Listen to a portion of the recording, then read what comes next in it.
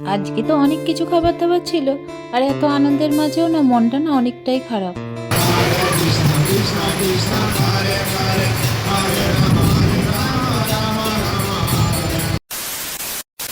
তো hello everyone, তোমরা সবাই কেমন আছো? এটা আমার বার্থডে দিনের সকালবেলার ভিডিও। এই যে আমি ঘুম থেকে উঠে পুরোপুরি রেডি হয়ে গেছি, আর রেডি হয়ে বিছানায় বসেই দেখো ইস্কন মন্দির দেখতে পাচ্ছি, আর সেটাই ভাবলাম তোমাদের সাথে শেয়ার করি। তো দেখো সকালবেলার এই সুন্দর ভিউটা না কত যে ভালো লাগছে কি বলবো। এই ড্রেসটা জানো তো বার্থডেতে আমার বাবা মাই গিফট করেছে, তাই ভাবলাম আজকেই পরি। আর পরে জানো তো পুজো দিতে চলে গেছিলাম, আর সেখানে তো মোবাইল নিয়ে যায়নি, তাই ভিডিও করতে পারিনি। আর পুজো দিয়ে এসে খাবারের টুকনটা কেটে নিয়েছিলাম, তারপরেই এই যে চলে এলাম খাবারের জায়গায়। আমি তো খাবারের জায়গায় ঢুকে পুরোপুরি অবাক হয়ে গিয়েছিলাম, কারণ খাবারের জায়গাটা যে এত সুন্দর সত্যি বলে বোঝাতে পারবো না। আর তার মধ্যে জানো তো পুরোটাই এসি ছিল, আর এই গরমের মধ্যে এসিটা কার না ভালো লাগে বলো। আর এইখানে দেখো কানিসও কি সুন্দর খেলা করছে।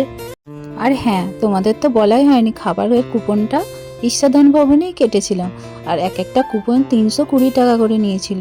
জানি না কি খাবার দেবে, তো দেখা যাক। এই যে প্রথমেই দিয়ে গেল থালা আর কতগুলো বাটি, আর তারপরে দিয়ে গেল জুস। জানো তো গরমের মধ্যে না জুসটা খেতে খুবই ভালো লাগে। আর এই যে দেখো কত কিছু খাবার দাবার, সত্যি আমার বার্থডেটা খুবই স্পেশাল জানো তো। এত কিছু খাবার দাবার, আমি জানি না কোনটা ছেড়ে কোনটা খাবো। তো প্রথমেই আমি জুস থেকেই স্টার্ট করলাম। আর এইখানেই খাওয়া দাওয়া করার পর কিছুক্ষণ জানো তো ওয়েট করছিলাম, কারণ গরমের মধ্যে কোথায় যাব, ভালোই লাগছিল না বেরোতে। আর এই যে দুই ছেলে কি সুন্দর খেলা করছে, তারপরেই বেরিয়ে পড়লাম, কারণ বাড়ি চলে যেতে হবে। আর মেঘটাও করেছে জানো তো, অনেকটা মেঘ করেছে বলে এখানে দেখছি সবাই বসে আছে আর কি সুন্দর হরিনাম হচ্ছে।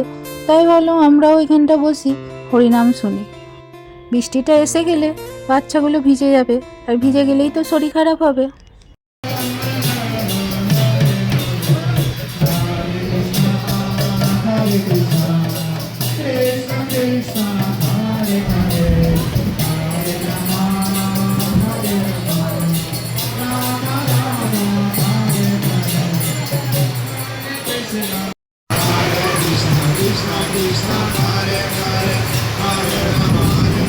কিছুক্ষণ বসে থাকার পরই দেখি কত জোরে বৃষ্টি চলে এলো। ভাগ্যেই সেখানে একটু বসে পড়েছিলাম। ভিডিওর প্রথমেই বললাম আমার মনটা অনেকটাই খারাপ, কারণ বড়মশাই আমার বার্থডেতে থাকলো না, একটু আর্জেন্ট কাজের জন্য মুম্বাই চলে যেতে হয়েছে। তো চলো টাটা।